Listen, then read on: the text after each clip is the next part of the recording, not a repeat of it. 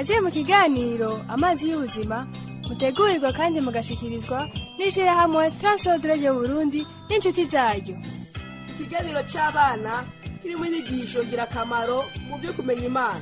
Uhagarikiye ikiganiro Seve Nibona, umuhinga w'ivyuma Michelle na Mubano. Mu kiganiro giherutse nyokuru yarasobanuye neza Marita ingene umuntu yashitse imyavyaha n'ingene Imana yarungitse umwana wayo Yesu Kristo kugira ngo agarukane ubucuti bwe bwaratosekaye. Nome acasezera Marita maze yongera amusikira igipupe ciza. Mugabo mu nyuma biboneka ko Marita yagitaye. Reka turabe ingene vyagenze. Nitwigeze dukora ku gipupe cawe. Ningebye nkagitwaye. Ko wataye ico gipupe karakubanye. Iyo nduru niyiki numva muvuga wo kabanye ninde kabanye. Marita yataye igikinisho Nome yari yampaye. Sije nagitaye. Nagisize gaye muhira igihe naja kw'ishuri. None agarutse nasanze atacu. Ico gipupe nicazimiye. None Nijewe ndagifise nagisanze ku gitanda ca Marita cari gifunyafunye nca ndagitowe. Marita urazi agaciro k'iki gipupe? Mugabo sinavuye aho ndagisize. Nasize gakibitse munsi y'umusego. Sinzi gituma Nome yaguhaye iki gipupe nca ndagusubiza nicuye umuryango sicu umuryango wanyu. Nome yasavye kukimubiki nari nakibitse neza kandi yari yavu. Ivyo Nome yakoze sindabishima. Ico gipupe kirazimvye wowe ntushobora kukibika kizoguma muri uyu muryango wacu. Nome yavuze ko dakigumanya tangora. Ziba namaze gufata ingingo niwaguma ubivuga nca ndakurungika kuryama utariye. Nikare mu gitondo turi kumwe na Marita kuri ca giti kinini. Mwana nyokuru yavuze ko ushobora kuvugana nawe rero nizeye ko atangorane bigutera. Nyokuru yavuze ko ushobora kumfasha mana.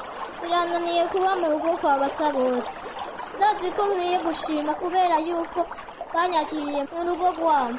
Mugabo birangoye cane. Umupfasoni Sylvia ntankunda.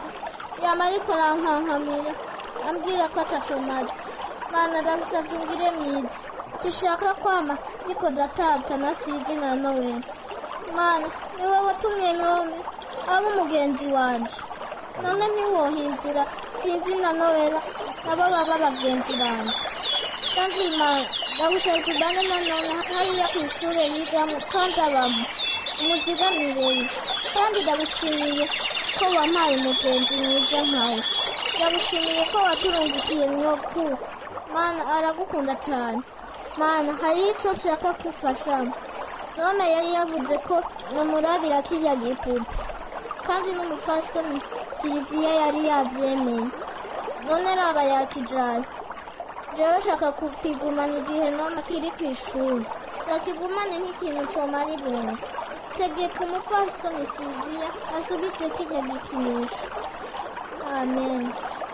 Marita uriko uravugana nande? Ndiko ndavugana n'Imana kugira ngo nongere ndonke ca gikinisho ca Nome. Cyaratakaye. Nashe narakibuze kandi nibaza ko ari sinzi na Noel bakijana. Ica dutangura guharira. None niwe bakijana?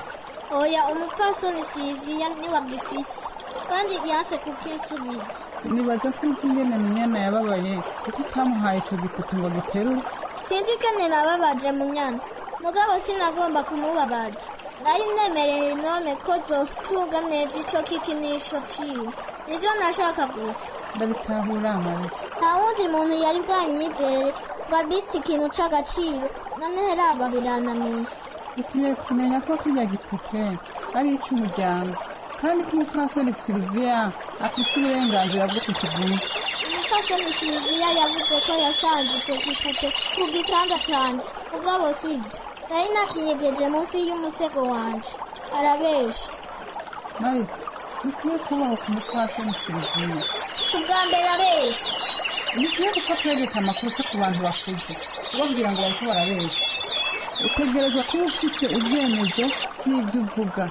Niburi hariho n'icyabona mu kuvuga umuntu aba yabonye ivyo uba uri kuravuga kandi navyo bari vyo mukwiye kubahuka abakuze canke abo bavyeyi bakureze. Sinashatse kububahuka urambabarira. Ni kubera yuko urya muryango wamva mwufashe nabi. Iyo mba narifise ahandi mba umugenzi wanje ni Nome wenyene gusa. Nza aho Marita nubwo kutubaha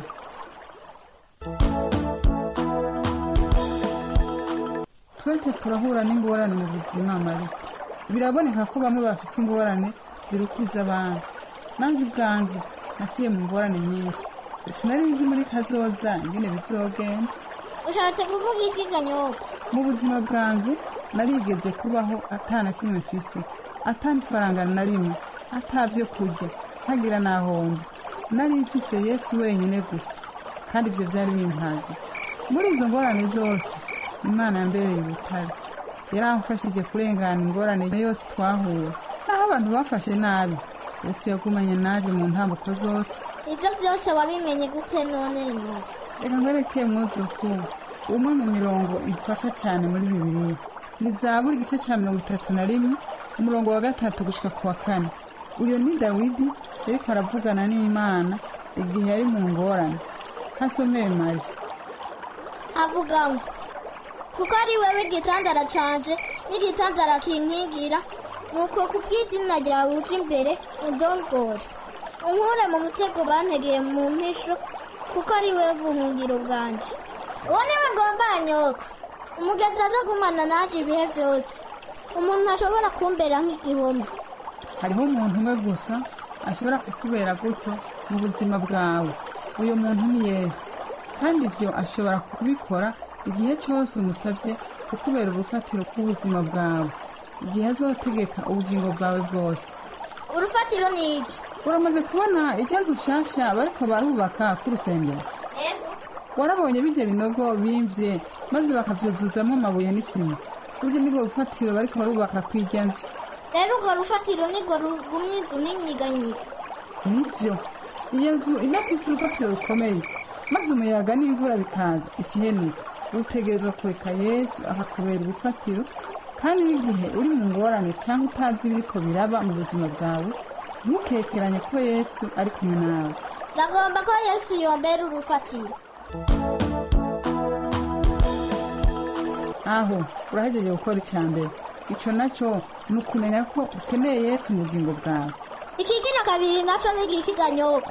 Ikigira kabiri ni ukwemera ko uri umunyabyaha, maze ukagira ico ubikozeko. Ushatse kuvuga iki Ganyoko? Umunyabyaha jewe? Uribuka inkuru y'itongo rya Edeni? Ego, Adamu na Eva ntibumviye Imana, maze bajya ku giti kimenyekanisha iciza n'ikibi. Biranejereje, nivyo. Uko kutumvira Imana kwabaye icyaha. Uribuka ibyo Yozefu yagize, utwara ubwato bwasi atabizi cyamubereye icyaha. Ariko reka mvuge kuri wowe Marita. Ugabo Nyoko, jewe si umunyabyaha, nta kibi na kimwe ndakora. Uribagiye wa murongo nakubwiye wa munsi? Uwuhe? Abura mu gice cya 3:23. Ego ndabibutse. Ndazi ko kuri wewe ivyo bigoye gutahura. Mugabo Imana niyo yagushize hajya mu rugo rw'abasa bose. Bajya nibo bavyeyi bawe, kandi ukwiye kubumvira. Ukwiye kwigenza uko ushaka cyangwa ngo ukore ibyo wishakira. Niba bigenza uko uzoguye mu cyaha. N'igihe wiyumviriye ibintu bitari byiza, naho nyene ukoze icyaha. Cyangwa igihe uvuze ibintu naho nyene. Igihe tudakunze abantu batandukanye natwe, naho nyene tuba dukoze icyaha. Mbere n'igihe twiyumviriye uburyo twokwihora abatugiriye nabi, naho ni icyaha. Ibyo bintu byose ni icyaha imbere y'Imana. Igihe rero nishuye umushinga nawe basa bose n'umupfasoni wiwe Silvia, canke iyo ntumviye ivyo bavuga, canke iyo ntakoze ivyo bambwiye gukora, biba ari icaha? Nivyo ni icyaha. Mbere n'igihe wagirije sinzi na Nowera ibintu batakoze, naho nyene ni icyaha. Ndavyumva Nyoko, kandi umbabarire. Mugabo hari inkuru nziza Mari. Iyo nkuru nziza ni iyihe Ganyoko? Yesu yapfuye ku musaraba kugira ngo muri we twongere turonke imigenderanire myiza n'Imana. Kandi Yesu yatuzanye ubugingo busha. Uribuka ko nababwiye ibyerekeye amazi y'ubugingo, kandi ko Yesu ariwe mazi y'ubugingo? Nivyo Nyoko, ndibuka ko watubwiye ko dufise Yesu tutazogera kugira inyota ukundi, kandi watubwiye ko Yesu ariwe mugenzi wacu no mu gihe c'ingorane. Ni byiza cyane Marita muzi kubana. Nezerejwe nuko wama umviriza. Reka ndakwereka ikintu kimwe. Ni iki Ganyoko? Tujyane ku nkombe y'uruzi.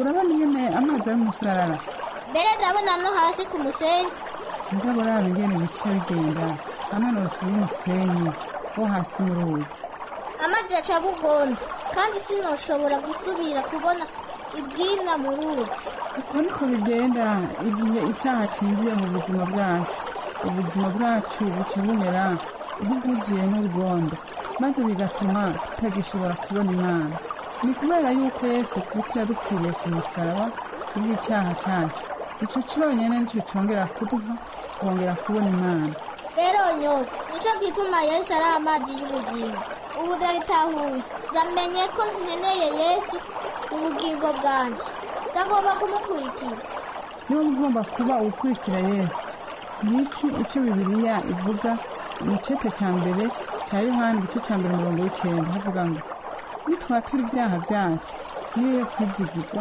kandi igororoka ibyo nivyo bituma iduharira ibyaha byacu ikatwoza kugabitanya kose ndagomba kubikora ndashaka kuba umukristo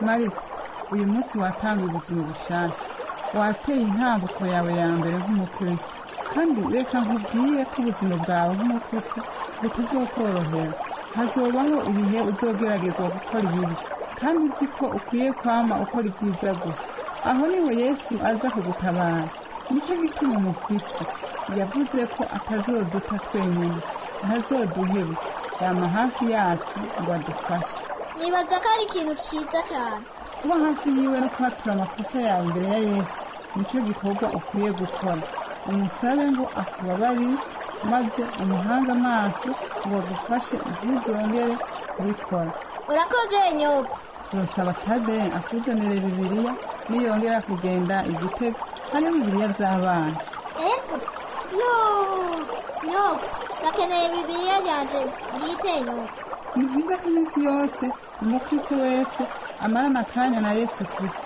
byaba bimbera byiza kumarana akanya nawe buri gitondo none uca ubigenza gute ndabyuka kare maze ngafata akanya ko gusoma bibiliya yanjye ndasenga imana hafi mwari kuragira mu gitondo nari nakurindiye none uraje mari ibintu ntibyagenze neza ku ishuri kandi kuba umukristo si ikintu cyoroshe yagenze bityo hari umukobwa yambariye amajambo mabi kandi yariko aratuka kosorante nanje gerageza kumubarira ko atari vyiza kuvuga amajambo nk'ayo niriko ndamubuza umwigisha aca arinjira abaza ibiriko biraba niriko ndamusobanurira aca mbuza kuvuga ambwira gusigara mu gihano vyababaje mugabo sinari nashatse ko bigenda gutyo mugabo icambabarije kurusha nuko uyo mukobwa atigeze ahana kuvyo yakoze marita muzo ukwiye kwitondera uburyo wishyura abantu rimwe rimwe iyo bishitse ugashavura si byiza kubandanya uvuga hariho abaca bibaza ko utagendera kumbura ivyo uvuga n'ivyo nyoga ndasavye umbabarire musaba ikigongwe ntacyo byo gufasha yamara aho ukwiye gusaba ikigongwe umwigisha wawe nyoga ejo mu gitondo nirashika kw'ishuri zokwibuka ivyo bambariye ko ntakwiye kw'ishuri reka dusabe yesu abigufashemwo mari dusenga mana ndagusabye ubabarire marita ku vy'abantu maze umushoboze kuba icabona gikomeye ca yesu umwibutse ko hariho ibihe dukwiye kuguma twiyihorereye amen ushaka ko usoma muri yakobo igice ca 3:6 asome mari avuga ngo ururimi ni umuriro nikibikinga mw'isi ururimi rwashije mu ngingo zacu ruhumanya umubiri wose rudomeka ukubaho kwacu kose nako ruba rwadometse na gehinomu witondere ivyo uvuga mari niwaronka akanya nogusaba gusoma yakobo igice ca 3:1 gushika ku 4 none ndagutwa kurya oya nyogo sishobora kurya ngomba kuja kuraba munyana ndamubarira ivyabaye ku bugingo bwanje nongere ndamusaba imbabazi ko namuretse ngo aterure ca gipupe ca none ni ikintu kigoye ndiko ndasaba yesu gashoboze kukirenga marita ivyo ntangorane tuzobonana ejo mu gitondo nagasaga nagasaga nyogo